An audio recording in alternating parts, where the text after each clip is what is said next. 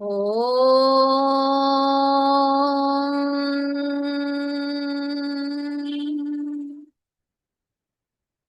திருமூலரின் திருவடிகளை வணங்கி இந்த வகுப்பை தொடங்குவோம். நம்ம இன்னைக்கு பார்க்க போறது 3ஆம் தந்திரம். அட்டாங்க யோகத்துல யமம், நியமம், ஆதனம், பிராணாயாமம், பிரத்யாகாரம், தாரணை முடிச்சுட்டு 7வது நிலையான தியானத்துல இருக்கோம்.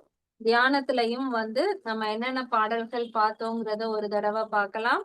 பரத்தியானம் உருவ நிலையா நம்ம தியானத்துல அடையக்கூடிய நிலை. சிவ தியானம் உருவ நிலையிலிருந்து அடுத்த உயர்ந்த நிலையா, உருவமற்ற அருவமா வழிபடக்கூடிய தியான நிலை சிவ தியானம். 2 தியானங்கள் உள்ளதுன்னு பார்த்தோம்.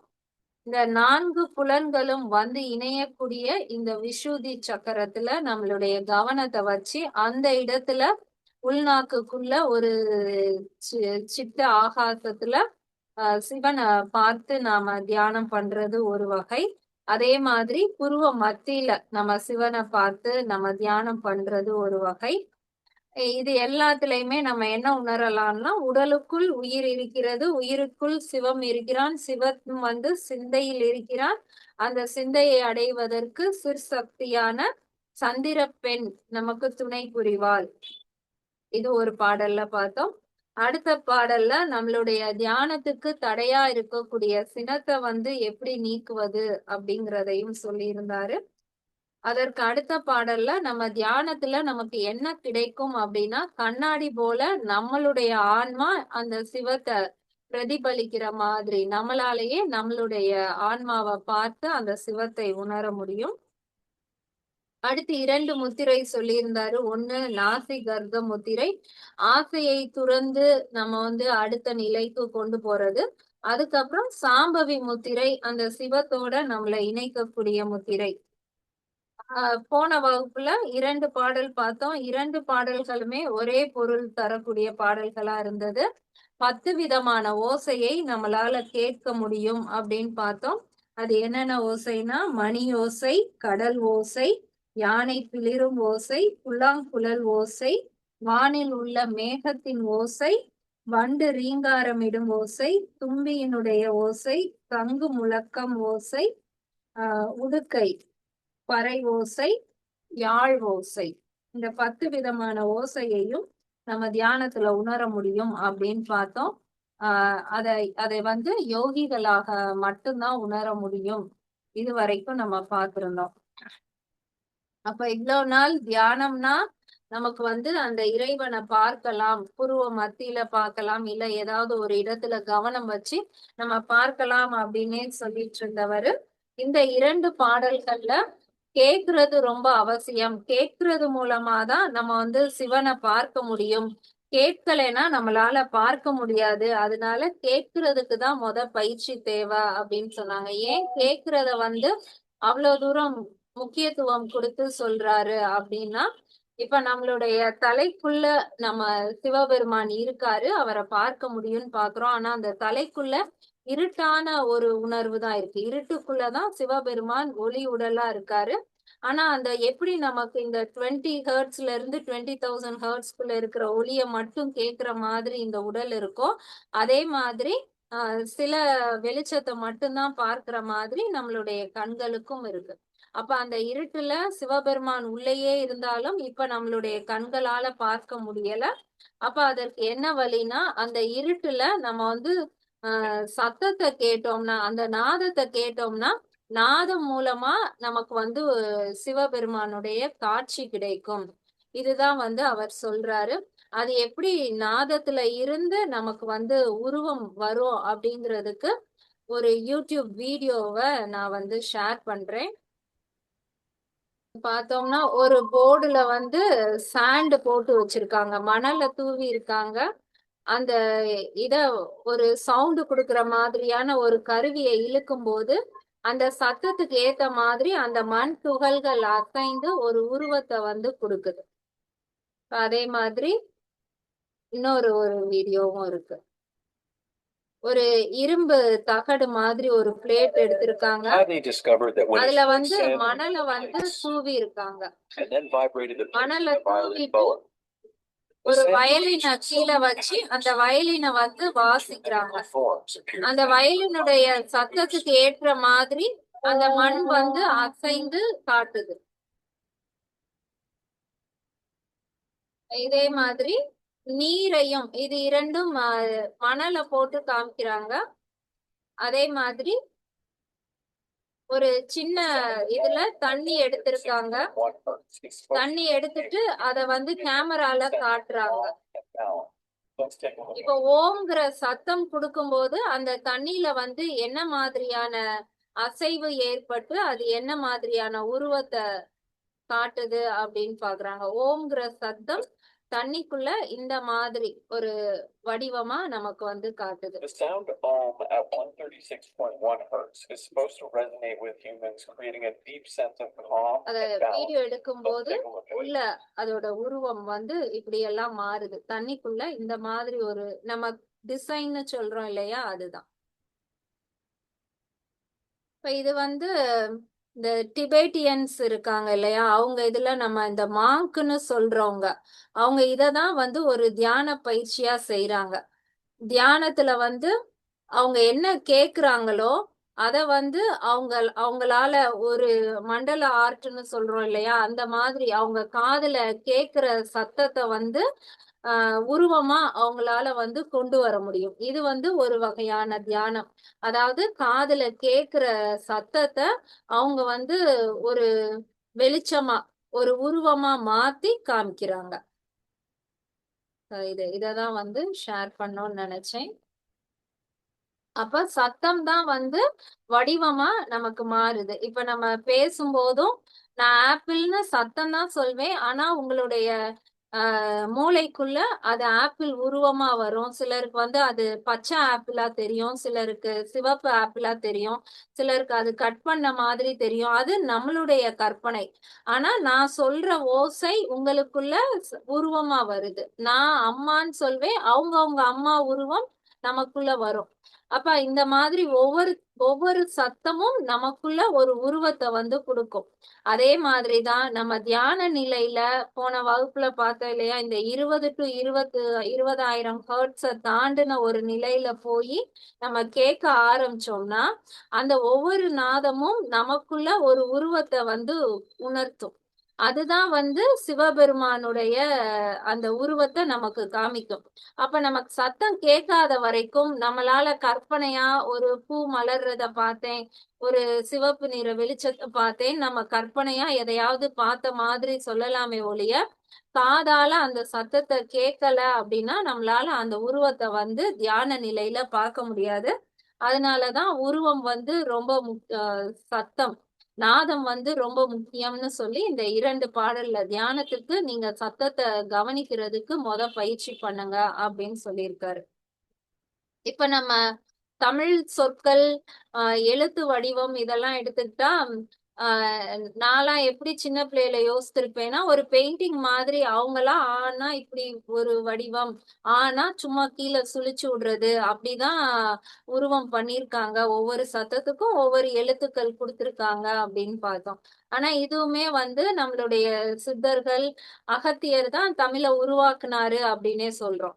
அப்ப அவர் அந்த சத்தம் வந்து நம்ம உடலுக்குள்ள இந்த மாதிரி என்ன வடிவத்துல அது வருது அப்படின்னு உணர்ந்து அப்ப ஆங்கிற சத்தத்துக்கு இந்த வடிவம் தான் கரெக்ட், அந்த சத்தம் நமக்குள்ள இந்த வடிவத்தை வந்து காமிக்குதுன்னு அவரு ஒவ்வொரு சத்தத்தையும் உணர்ந்து அதற்கு வந்து வடிவம் கொடுத்திருக்காரு. அதனாலதான் தமிழை வந்து அகத்தியர் உருவாக்கி கொடுத்தார், அவர் தான் கொடுத்தாரு அப்படின்னு சொல்றது அந்த சித்தர்கள் ஆனதுக்கு அப்புறம் அவங்களால அந்த நாதத்தையும் உணர்ந்து அதற்கான வடிவத்தையும் உணர்ந்து நமக்கு வந்து கொடுத்திருக்காங்க.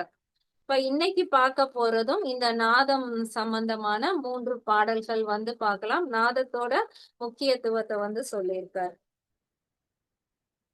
இன்னைக்கு பார்க்க வேண்டிய பாடல் 608வது பாடல்.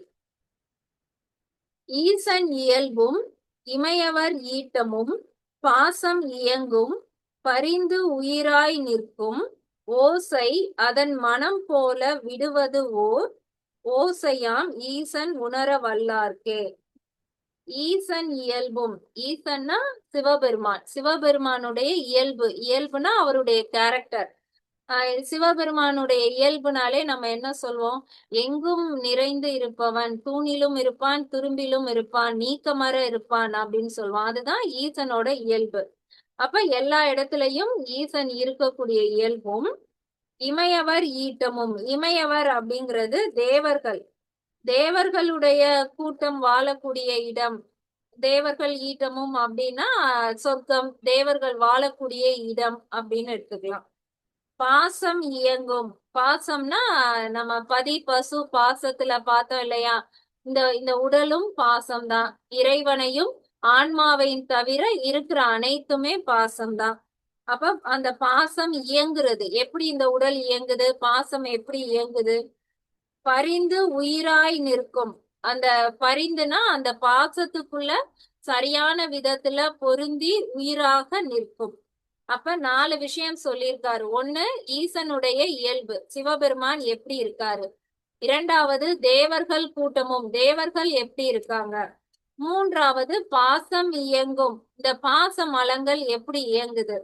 4வது, பரிந்து உயிராய் நிற்கும், அந்த பாச மலத்துல இந்த உயிர் எப்படி இருக்கு. 4 விஷயங்கள் சொல்லியிருக்காரு. ஓசை அதன் மனம் போல விடுவது. இந்த 4ம் எப்படி இருக்குன்னா, ஒரு பூவுக்கு நறுமணம் எப்படி இருக்கும் அப்படின்னா, பூவை தனியா நறுமணத்தை தனியா பிரிக்க முடியாது. பிரிக்க முடியாதபடி இரண்டும் ஒன்னோட ஒண்ணு இணைந்து இருக்கும். மல்லிகைப்பூவை பார்த்தோம்னா நமக்கு அந்த வாசம் தெரியும், அது அங்கதான் இருக்கும் அப்படின்னு நம்மளால சொல்ல முடியும். அந்த மல்லிகைப்பூ வாசம் மட்டும் நம்ம நுகர்றோம். ஆனா கண்ணுக்கு மல்லிகைப்பூ தெரியல அப்படின்னாலும் இந்த வாசம் வருதுன்னா கட்டாயம் மல்லிகைப்பூ இங்கதான் இருக்கு அப்படின்னு நம்மளால சொல்ல முடியும். அப்ப எப்படி ஒரு பூவையும் அதோடைய நறுமணத்தையும் நம்மளால பிரிக்க முடியாதோ, அதே மாதிரி இந்த நாதத்தையும் இந்த 4ஐயும் பிரிக்க முடியாது. இந்த 4ம் நாதமாதான் நம்மள சுத்தி இருக்கு. எந்த நாளும் ஈசனுடைய இயல்பு. அப்ப சிவபெருமான் நாதமாதான் நம்மள சுத்தி இருக்காரு. தேவர்கள் கூட்டம் அவங்களும் நாதமாதான் நம்மள சுத்தி இருக்காங்க. பாசம் இயங்கும், இந்த இந்த பாச மலங்கள் இதுவும் நாதமாதான் நிறைந்திருக்கு. பரிந்து உயிராய் நிற்கும், அதுல உயிராய் இருக்கக்கூடிய அந்த சித்து நிலை அடைந்தவர்கள், நம்மளுடைய ஆன்மாக்கள் அந்த சித்தர்களா நம்மள சுத்தி இருக்கிறவங்க, அவங்க எல்லாருமே எப்படி இருப்பாங்களாம்? அந்த நாதம் எப்படி அந்த பூவினுடைய வாசமும் பூவும் பிரிக்க முடியாதபடி இருக்குமோ, அது மாதிரி நம்மள சுத்தி எல்லாருமே நாதமாதான் இருக்காங்க. அந்த நாதத்துல இருந்து இத பிரிக்க முடியாது, அந்த மாதிரிதான் இருக்காங்க. ஓசை அதன் மனம் போல விடுவது ஓர் ஓசையாம், ஈசன் உணர வல்லார்க்கே. இப்ப அத யாரால உணர முடியும்? நாதமாவும் அத கேட்டு உணரலாம். ரெண்டையும் உணர்ந்து பிரித்து பார்க்கக்கூடிய அந்த தன்மை யாருக்கு வரும்னா, ஈசனை உணர்ந்தவர்கள். யாரு தியானம்லாம் பண்ணி இறைவனை உணர்ந்தாங்களோ அவங்களாலதான் இந்த நாதமா இவங்க எல்லாரும் எப்படி கலந்துருக்காங்க அப்படிங்கிறத உணர முடியும். திரும்ப ஒருக்க பார்க்கலாம். ஈசன் இயல்பும் இமையவர் ஈட்டமும், சிவபெருமானுடைய தன்மையும் தேவர்கள் வாழக்கூடிய இடமும், பாசம் இயங்கும் பகிர் உயிராய் நிற்கும், இந்த பாச மலங்களும் நம் உயிராய் இருக்கக்கூடிய சித்து நிலை வாய் பெற்றவர்களும், ஓசை அதன் மனம் போல விடுவது ஓர் ஓசையாம். பூவிலிருந்து எப்படி அதனுடைய நறுமணத்தை பிரிக்க முடியாதோ அதுபோல நாதமாகவே நம்மளை அனைவரும் விளங்குகிறார்கள். ஈசன் உணர வல்லார்க்கே, இந்த நாதத்தில் இறைவன் விளங்குகிறான் என்பதை அந்த தியான நிலையில்தான் நம்மளால உணர முடியும். 609வது பாடல். நாத முடிவிலே நல்லால் இருப்பது, நாத முடிவிலே நல் யோகம் இருப்பது, நாத முடிவிலே நாட்டம் இருப்பது, நாத முடிவிலே நஞ்சு உண்ட கண்டனே. இப்ப இந்த பாடல் ஈஸியா இருக்கு. 4 வரியிலையும் ஒரே வார்த்தை வருது, நாத முடிவிலே, நாத முடிவிலே. இப்ப நாதம்னா ஓசை, ஓசையினுடைய முடிவிலே அப்படின்னா இப்ப நம்ம வந்து காலையில யோகால சொல்றோம் இல்லையா, ஓம் சாண்ட் பண்றோம்னா ஓம் தான் நாதம். அந்த நாதனுடைய முடிவிலேனா அந்த நாதம் முடியும் போது என்ன இருக்கு அப்படின்னு பாக்குறது தான் நாத முடிவிலே. இப்ப நம்ம தமிழ்ல வந்து எப்பெல்லாம் முடிவு அப்படிங்கிற வார்த்தையை பயன்படுத்துவோம்னா, இப்ப நீ என்ன முடிவு எடுத்திருக்க அப்படின்னு கேட்போம். அப்ப அந்த இடத்துல முடிவுனா என்னன்னா, என்ன தீர்மானம் பண்ணிருக்க, உன்னுடைய முடிவு என்ன அப்படின்னா, இதுதான் இதுக்கான தீர்மானம், இதுக்குரிய தீர்வுன்னு நம்ம ஒண்ணு முடிவு பண்றோம் இல்லையா, அது ஒரு விதமான முடிவு. அப்புறம் என்ன, படம் முடிஞ்சிருச்சா அப்படின்னா நிறைவு பெற்றதா, எண்ட் ஆயிடுச்சா அப்படின்னு கேக்குறதுக்கும் முடிவுன்னு சொல்லுவோம்.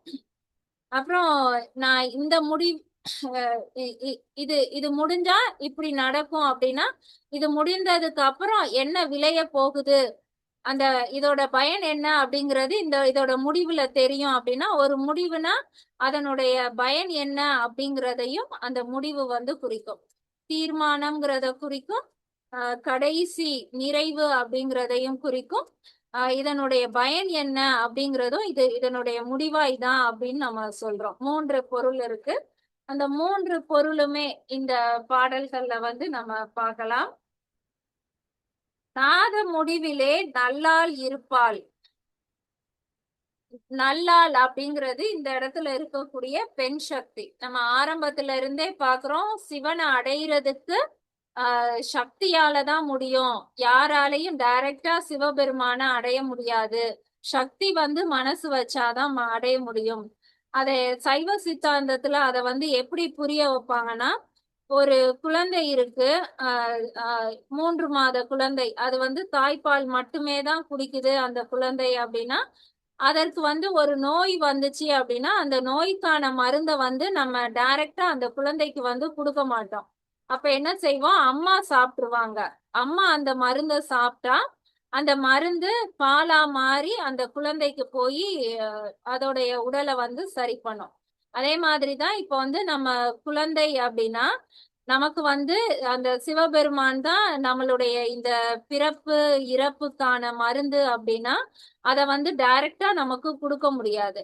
அப்ப அதற்கு யார் துணை செய்வானா, அம்மா மாதிரி சக்தி இருந்துதான் அந்த நமக்கு தேவையான அந்த சிவத்தை வந்து சக்தி மூலமா தான் நமக்குள்ள கொடுப்பாள் அப்படிங்கிறது சைவ சித்தாந்தம் உணர்த்தக்கூடியது.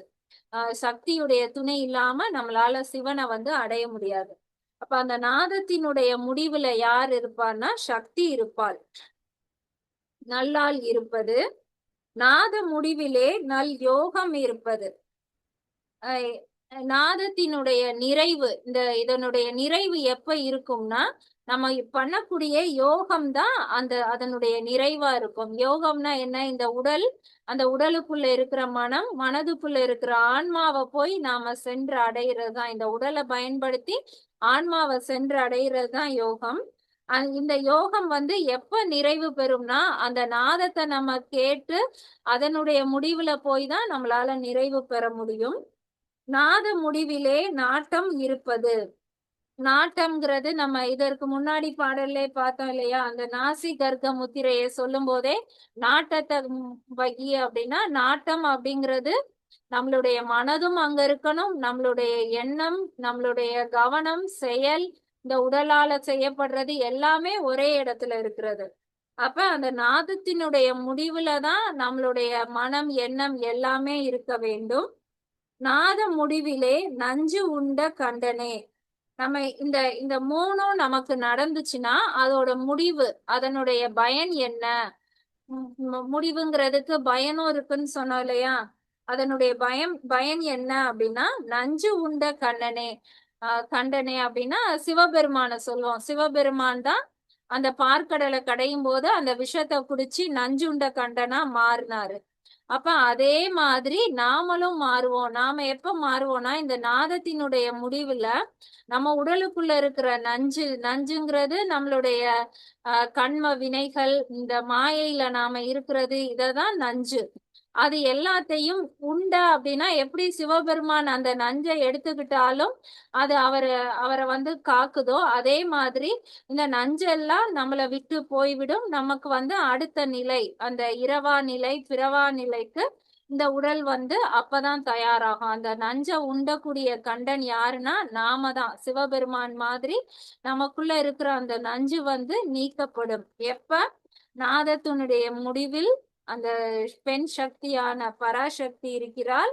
நாதத்தினுடைய முடிவில் நம்மளுடைய யோகம் நிறைவு பெறுவது போல நாத முடிவிலே நம்மளுடைய மனம் கவனம் இருக்கும்போது நாதத்தினுடைய முடிவிலே நாதத்தினுடைய பயனாக நம்மளுடைய நஞ்சுகள் நீக்கப்பட்டு அந்த சிவபெருமானை அடையக்கூடிய அந்த நிலை வந்து நமக்கு கிடைக்கும்.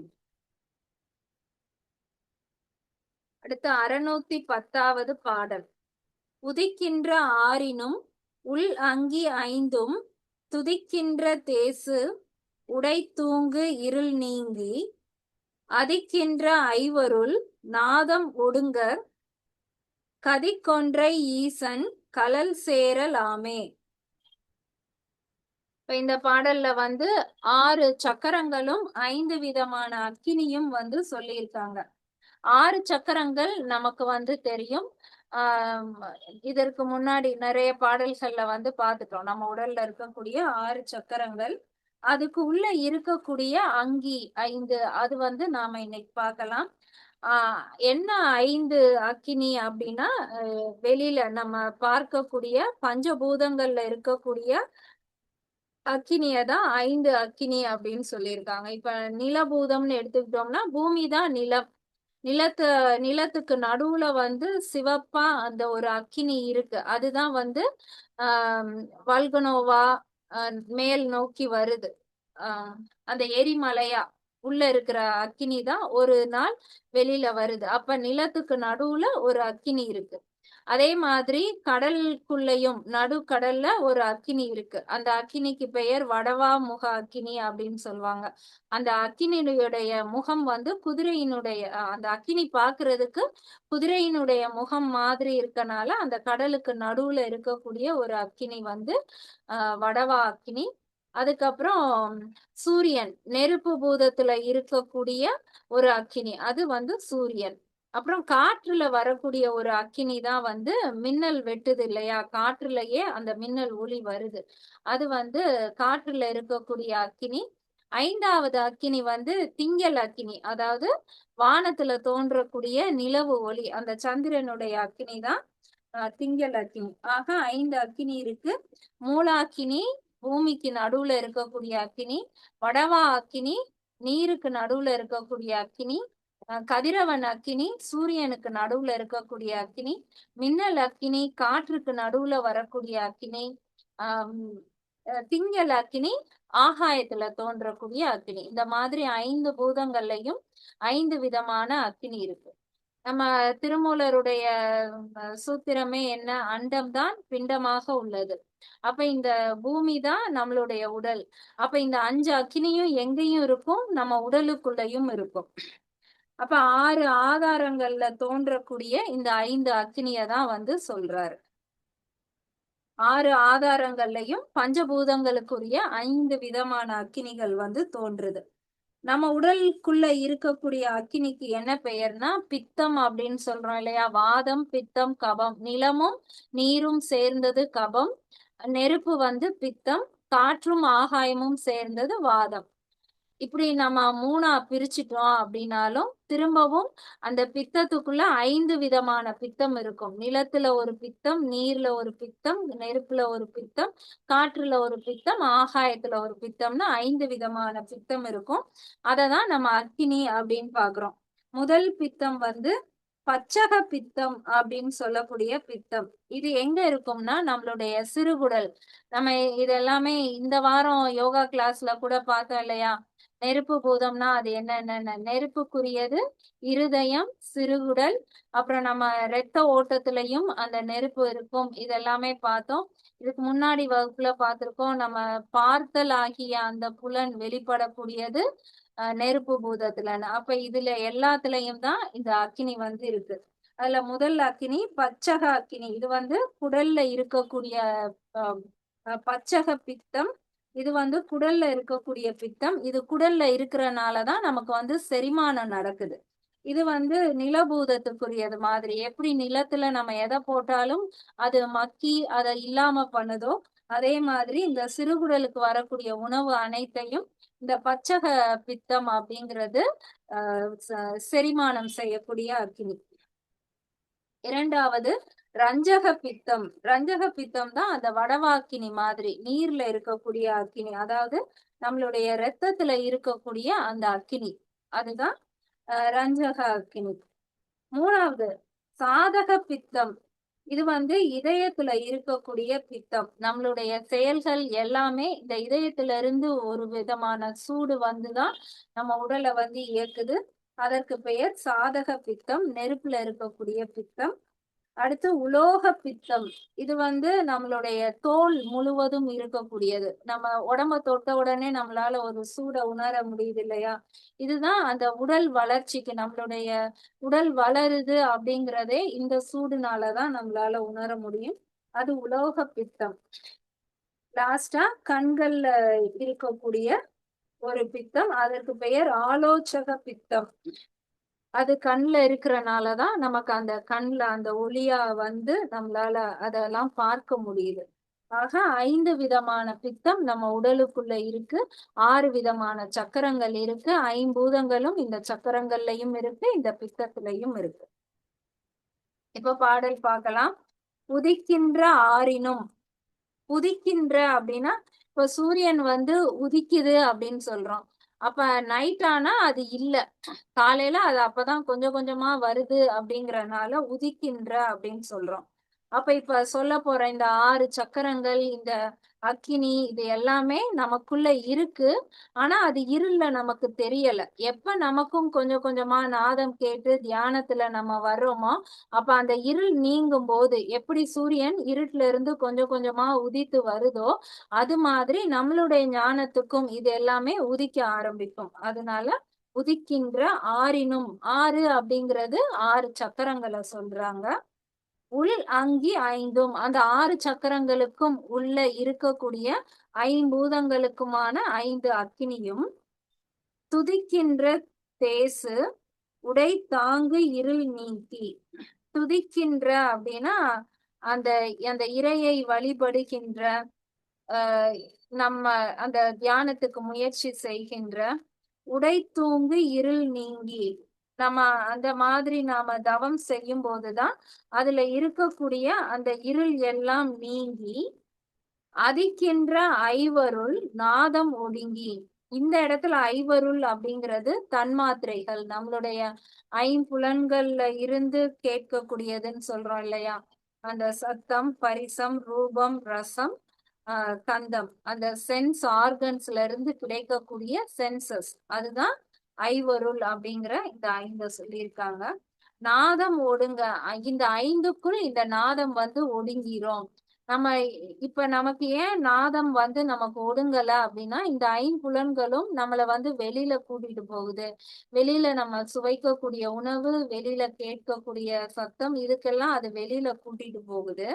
அப்படி கூட்டிட்டு போகாம அந்த நமக்குள்ள கேட்கக்கூடிய அந்த நாதத்தை நாம எப்ப கேட்க ஆரம்பிச்சோமோ, அப்ப இந்த 5புலன்களும் இதை விட வெளியில இருக்கிற ஒன்னும் பெருசு கிடையாது, வெளியில இருக்கிறத விட இதுதான் உயர்ந்த நாதம், இதுல கேட்கும் போதுதான் நமக்கு இன்பம் இருக்கு, இதுதான் பேரின்ப நிலை அப்படின்னு உணரும் போது இந்த 5புலன்களும் ஒடுங்கி நம்ம உடலுக்குள்ளேயே இருக்கும்.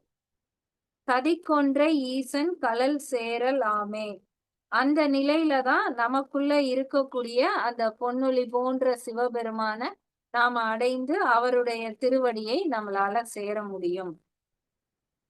இப்ப இந்த பாடல்ல என்ன சொல்லியிருக்காரு? உதிக்கின்ற ஆறும், நம்ம உடலுக்குள்ள தோன்றக்கூடிய 6 சக்கரங்கள், உள் அங்கி 5ம், அதற்கு உள்ள இருக்கக்கூடிய 5 விதமான அக்கினியும், துதிக்கின்ற தேசு உடை தூங்கு இருள் நீங்கி, இதற்குள்ள அந்த இருளை நீக்கி ஒளியாக தோன்றக்கூடிய அந்த சக்தியை, அதிக்கின்ற ஐவருள் நாதம் ஒடுங்க. இந்த 5புலன்கள், அந்த 5 தன்மாத்திரைகள் நம்மள வெளியே செல்ல விடாமல் இந்த நாதத்துக்குள் ஒடுங்கும் போது, கதிக்கொன்றை ஈசன் கலல் சேரலாமே, அந்த சிவபெருமானுடைய பொன்னொழியான அவருடைய உருவத்துல அந்த திருவடியில போய் நாம வந்து இணையலாம். அந்த இதற்கு முன்னாடி நேற்று வகுப்புல பார்த்த அந்த இரண்டு பாடல்கள், அந்த 10 விதமான நாதமும் கேட்கறதுனால நமக்கு என்ன கிடைக்கும் அப்படிங்கிறது தான் இந்த 3 பாடல்கள்ல சொல்லியிருக்காரு. முதல் பாடல்ல நாதமாதான் ஈசனும் இருக்கிறான், தேவர்களும் இருக்கிறார்கள், இந்த பாசமலமும் இருக்கிறது, உயிராய் இருக்கக்கூடிய அந்த சித்தி பெற்றவர்களும் நாதமாக தான் இருக்காங்க. இந்த நாதம் எப்படி இருக்கு? பூவும் நறுமணமும் பிரிக்க முடியாதபடிக்கு இந்த நாதம் பிரிக்க முடியாதபடி இருக்கு. நாதத்தை உணர உணர நம்மளால அந்த இறைவனை உணர முடியும். அடுத்த பாடல்ல நாதத்தினுடைய முடிவாக தான் சக்தி இருக்கிறார், யோகம் இருக்கிறது. நம்மளுடைய நாட்டம் அங்கு இருக்கும்போது அதனுடைய பயனாக நஞ்சு உண்ட கண்டனாக நம்மளே நம்மளுடைய வினைகளை, கர்ம வினைகளை வந்து தீர்க்கலாம். அடுத்த பாடல்ல நமக்குள்ள இருக்கக்கூடிய 6 சக்கரங்கள், 5 அக்கினி, நம்மளுடைய 5 ஒடுங்கும் போது அந்த நாதத்தை கேட்டு நம்ம வந்து இறைவனுடைய திருவடியை உணரலாம். அப்ப நாதத்தை கேட்கறது தான் ரொம்ப முக்கியம் அப்படிங்கிறது இந்த 3 பாடல்கள்ல சொல்லியிருக்காரு. இந்த பாடல்கள்ல இல்ல போன கிளாஸ் பாடல்கள்ல எதுவும் சந்தேகம் இருந்தா கேட்கலாம். சண்டையெல்லாம் இல்ல பிரியா. அண்ணா சொல்லி கொடுத்தத பிராக்டிஸ் தான் பண்ணிக்கிட்டு இருக்கோம், வருதா அப்படின்னு சொல்லிட்டு. மத்தபடி பாட்டெல்லாம் புரியதான் செய்யுது. செயல்முறை விளக்கம் தான் அதுதான் செஞ்சுக்கிட்டு இருக்கோம் இப்போதைக்கு.